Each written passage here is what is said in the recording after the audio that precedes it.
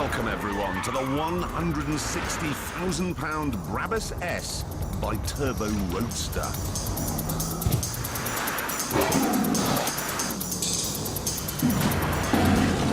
Sweet mother of God, this is fast.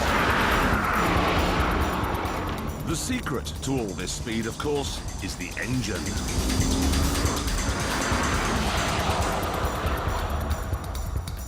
What Brabus do is take the standard Mercedes V12 and then throw almost all of it away. Only the cylinder block remains, and even that is modified.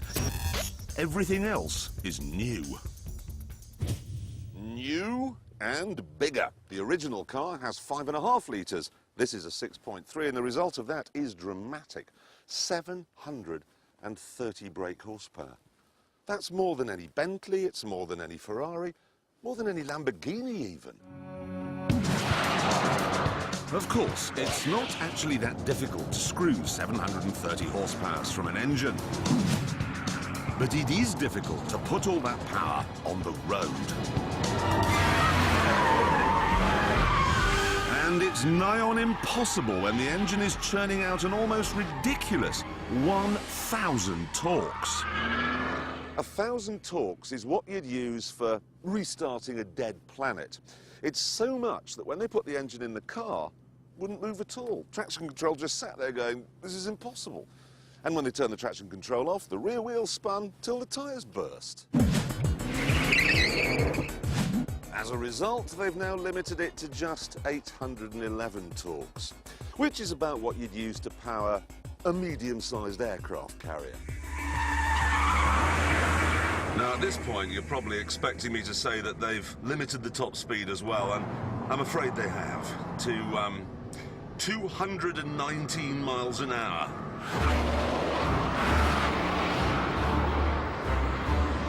The top speed is incredible, but the way it gets there boggles the mind. 100. 120. 140. I'm now going 180, faster than the top speed of an Apache helicopter gunship. And I'm running out of runway.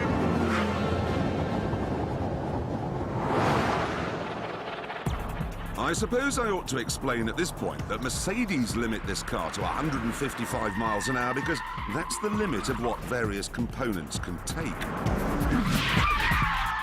So, if you're going to make it go 219 miles an hour, those components have to be changed. That discrete body kit, therefore, is not for show. It's there to keep me on the ground, which is handy when you're doing 320 feet a second. And what kind of underfloor engineering does the Brabus have to keep it in check at this kind of speed? Well, put simply, it's all very big. The brakes are the size of dustbin lids and have 12 pistons each.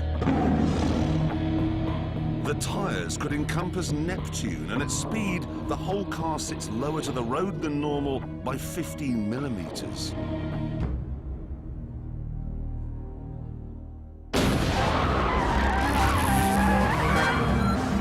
So, has it worked? No, not really. Even though they've reined in the torque, there's still far too much of it. Every time you go near the throttle, even in a straight line, you just get the traction control going, oh, I don't know what to do. But even if you turn the traction control off, this being a Mercedes, of course, it isn't really off. So you've got the brakes stabbing away at the back tyres, desperately trying to control the mountain of torque, just wasting that time. Honestly, you may as well blow on an oil rig fire. You have to develop a new technique, which is blast down the straight, hard on the brakes. Ooh, I think I've just made a crease in the runway.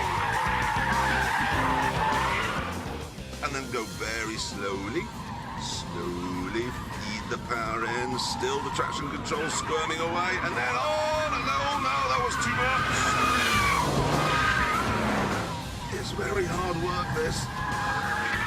And worse, after a worryingly short amount of time, the brakes were completely shot. Still, at least this meant I could pull over and stop the madness.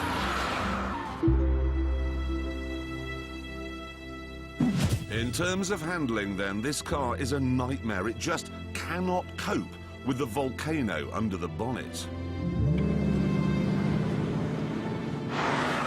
Here, then, is 2 and a bit tons of proof that absolute power really does corrupt. Absolutely.